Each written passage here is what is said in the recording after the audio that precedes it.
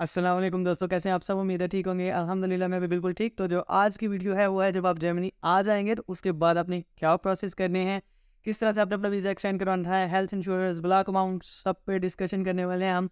और अगर इससे पहले की आप वीडियोज़ देखना चाहते हैं तो मेरे चैनल को विज़िट करें, उस पे सारी वीडियोज़ मौजूद हैं। तो आज जल्दी से डिस्कस करते हैं कि जब आप जर्मनी आएँगे, फ़्लाइट आपकी उतरेगी तो उसके बाद क्या प्रोसेस करने हैं आपने। तो क्योंकि इस पे काफ़ी मुझे रिक्वेस्ट आ रही थी, काफ़ी नए बच्चे जर्मनी आए हैं। तो सबसे पहला जो स्टेप है आपने करवानी है सिटी रजिस्ट्रेशन। जब जर्मनी आएँगे तो आपने जर्मनी का जहाँ पे आपका सिटी है, जहाँ पे आपकी यूनिवर्सिटी है, आप सीधा वहाँ पे जाएँगे और वहाँ पे जाके आपने करवानी है city registration. Basically city registration ये है कि आप उनको बताते हो कि भाई ये मेरा एड्रेस है, इस सिटी में यहाँ पे मैं रह रहा हूँ। गवर्नमेंट को पता हो कि आप कहाँ पे रह रहे हो, ताकि फर्दर जो आपको डॉक्यूमेंट्स वगैरह आने हैं यूनिवर्सिटी की तरफ से, गवर्नमेंट स्टेट की तरफ से, वो आपको उस डेट से डिलीवर हो सकें और उनको पता हो कि आप कहाँ पर रह रहे हो। तो जो सबसे पहला सिटी रजिस्ट्रेशन के लिए डॉक्यूमेंट्स रिक्वायर होता है वो मैं आपको दिखा देता हूँ, मेरे पास पड़ा हुआ है। तो वो ये है, ये डॉक्यूमेंट है, इसको बोलते हैं वार्निंग विशाइन, पता नहीं कुछ इस तरह का बोलते हैं, मुझे अभी तक नहीं इसको सिर्फ प्रोनाउंस करना आता। तो बेसिकली इसको आपको ये डॉक्यूमेंट चाहिए होगा, ये डॉक्यूमेंट आपको आपका लैंडलॉर्ड देगा कॉन्ट्रैक्ट के साथ। तो ये डॉक्यूमेंट है, उसके बाद आपके पास पासपोर्ट होना चाहिए जिस पे आपका वीज़ा लगा हुआ है ऑब्वियसली। और आपने अपॉइंटमेंट बुक करवानी है बुगराम पे, बुगराम सिटी रजिस्ट्रेशन को कहते हैं इन जर्मन। तो आपने उनकी वेबसाइट, वो हर सिटी की डिफरेंट होता है, तो आपने अपने सिटी की वेबसाइट पे जाना है, उस पर क्लिक करें, अपनी अपॉइंटमेंट बुक करवाएं और अपने ये डॉक्यूमेंट्स लेके सिटी रजिस्ट्रेशन के लिए जाएँ। वहाँ पर जाएँ, कोई एक्स्ट्रा क्वेश्चन नहीं होगा, बहुत ईजी प्रोसेस है। वो आपसे ये चीज़ें लेंगे, आपको सिटी रजिस्ट्रेशन का उसी टाइम डॉक्यूमेंट दे देंगे, तो आपकी सिटी रजिस्ट्रेशन हो गई। अब आपको उस 1 मंथ के अंदर-अंदर जो है वो आपको टैक्स आईडी और सोशल इंश्योरेंस नंबर आ जाएगा, क्योंकि उन दोनों के बगैर आप जॉब नहीं कर सकते। तो सिटी रजिस्ट्रेशन इसलिए भी बहुत ज़रूरी है अगर आपने काम करना है। तो वंस आपके पास वो डॉक्यूमेंट्स आ जाए तो आप काम के लिए एलिजिबल हो जाते हो। तो उसके बाद आपकी सिटी रजिस्ट्रेशन हो गई, आपको ये डॉक्यूमेंट्स आ गए, फिर जो नेक्स्ट स्टेप है आपने अकाउंट खुलवाना है। आप अकाउंट खुलवाने के लिए भी आपको सिटी रजिस्ट्रेशन समटाइम चाहिए होती है, समटाइम ये डॉक्यूमेंट ही वर्क कर जाते हैं आपके अकाउंट खुलवाने के लिए। तो वो सिंपली आपने बैंक में जाना है, अपना पासपोर्ट लेके जाएँ, आपके पासपोर्ट पे आपका अकाउंट खुल जाएगा। साथ में आप अपनी यूनिवर्सिटी के एनरोलमेंट लेटर ले जाएँ इफ़ रिक्वायर्ड, अगर बैंक वाले कहते हैं तो, अगर नहीं कहते तो कोई मसला नहीं है।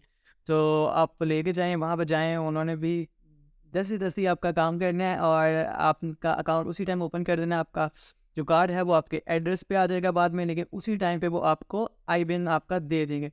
अब आपके पास आपका आईबैन आ गया और तो उसके बाद आप नेक्स्ट स्टेप क्या करोगे कि आपने अपनी जो ब्लॉक अमाउंट है, जो कि बड़ी मुश्किल से आपने ब्लॉक करवाई हुई है, उसको ब्लॉक करवाएँगे। और अनब्लॉक कराने के लिए आप क्या करेंगे कि आप सिंपली जो भी आपका है कोरेक्टल फिनटिबा ऐप जो भी है, आप उस पे जाएँगे, उनके पोर्टल होते हैं, उनके पोर्टल पे जाएँ, आप अपनी वेरिफिकेशन कराएँ, कुछ कैम्प के थ्रू करते हैं, ऑनलाइन वीडियो कॉल टाइप चीज़ होती है क्या। और बाज़ औक़ात सिर्फ़ आपको अपने डॉक्यूमेंट्स अपलोड करने हैं, वो रिक्वायरमेंट है आप जिस बैंक के थ्रू जा रहे हैं या जिस भी सर्विस के थ्रू। तो आपने सिंपली अपने वहाँ पे जो बैंक अकाउंट है उसकी वेरिफिकेशन करानी है, 1 से 2 दिन में वेरिफिकेशन हो जाती है और उसके बाद आपकी पहली ट्रांज़ैक्शन आपके अकाउंट में आ जाएगी, 934 यूरोज़। तो जो है बहुत खुश हो गए पैसे देख के ऑब्वियसली। तो उसके बाद जो है आपका ब्लॉक अमाउंट जो थी वो तो अब होगी अनब्लॉक, तो वो हर महीने आपके अकाउंट में ऑटोमेटिकली ट्रांसफ़र होती रहेगी, उसके लिए मज़ीद कुछ करने की ज़रूरत नहीं है। जो उसके बाद का स्टेप है वो है हेल्थ इंश्योरेंस का, वेरी इंपॉर्टेंट, ये बहुत ज़रूरी है। तो आप जब भी करेक्टल प्राइम या आपने फिनटिबा प्लस लिया हुआ है तो आपने ऑलरेडी ट्रैवल इंश्योरेंस भी ली होगी, और तभी मेरे ख्याल से ज़्यादातर आप डिसाइड कर लेते हो कि आपने कौन सी पब्लिक इंश्योरेंस लेनी है वंस यू रीच जर्मनी। तो उसमें फिर ये होगा कि आपको सिंपली कुछ उसमें वो नहीं करना, उनके पोर्टल पे जाना है, अगेन आपने उनको अपनी पेमेंट इन्फॉर्मेशन देनी है। पेमेंट इन्फॉर्मेशन से मुराद कि आप अपने अकाउंट की डिटेल्स देनी है ताकि वो हर महीने आपके अकाउंट से पैसे काट लें। जो कि 120 यूरोज़ चल रहे हैं अराउंड, इतना है टीके है मेरी, तो वो इतनी है, 122 है कुछ और एक तो 199 है। तो खैर जितनी भी है वो आपके अकाउंट से हर महीने उतनी ट्रांजैक्शन जो है वो कट हो जाएगी।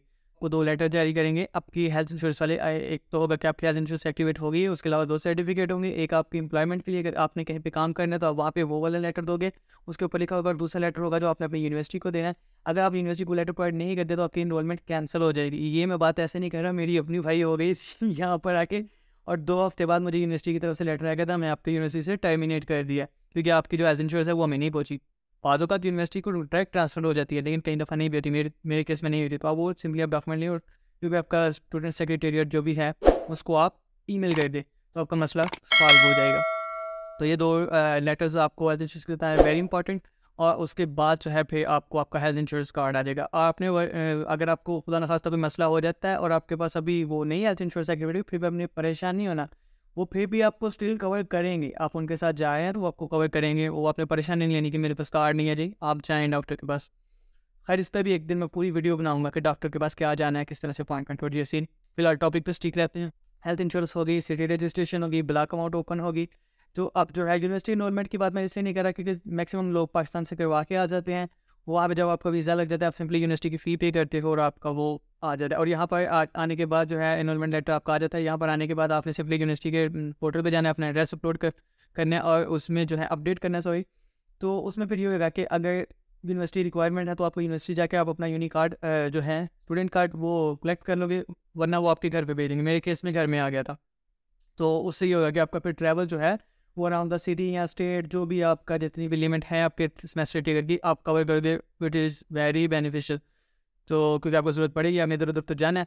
तो उसके बाद जो है जो फाइनल स्टेप है, वंस आपके पास ये सारे डॉक्यूमेंट्स आ गए तो आपने क्या करना है, ऑज़लैंडर बिहोडी में अप्लाई करना है। ऑज़लैंडर बिहोडी यहाँ के फॉरेन ऑफिस को बोलते हैं। तो फॉरेन ऑफिस में आपने इसलिए अप्लाई करना है कि पाकिस्तान से आ रहे होंगे तो पासपोर्ट से 3 से 6 महीने का वीज़ा लेके आ रहे हैं जो कि बड़ी जल्दी एक्सपायर हो जाएगा। तो आपने उसके बाद भी तो रहना, तो उसके लिए आपको जो कार्ड मिलता है उसको ऑफन थल बोलते हैं या ऑजवाइज करें।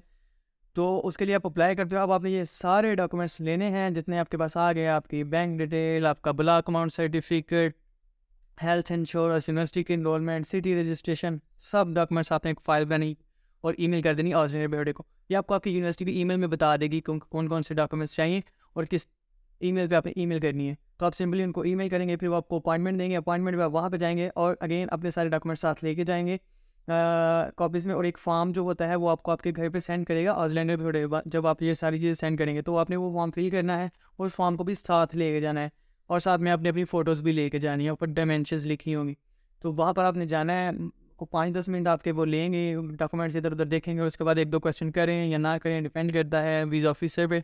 और उसके बाद वो आपको कहेंगे अच्छा भाई आप अब जाएँ घर, आपको कार्ड आ जाएगा। अब कार्ड आने से मुराद ये है कि आपको एक लेटर आएगा कि जब तक आपका कार्ड नहीं आता आप उस लेटर को यूज़ कर लें। कई दफ़ा वो वहीं पे दे देते हैं, कई दफ़ा देते ही नहीं है। तो टेंशन नहीं लेनी, कोई मसला नहीं है, स्टिल आप काम कर सकते हो अगर आपके वीज़ा पे वर्क परमिशन है तो। और उसके बाद ये है कि 4 से 6 हफ्ते के बाद आपको फिर ईमेल आएगी कि या फिर लेटर आएगा घर पे कि भाई आपका कार्ड आ गया, आके ले जाओ। तो आपने जाना है, सिंपली अपना बैंक कार्ड साथ लीजिएगा। 90% कैश वो एक्सेप्ट नहीं करते, वो कार्ड पे पेमेंट लेते हैं, विच इज़ वेरी सरप्राइजिंग छेवड़ी। तो आप वहाँ पे जाएँ और आपने अपना कार्ड पंच करना है, उन्होंने 100 यूरो आपके अकाउंट से काटना है और आपको दे देना है ऑफ एंड आपका आज दैट्स ऑल। आपके पास आपका आजवाइज आ गया, सारे डॉक्यूमेंट्स कंप्लीट हैं। So enjoy your university and your job.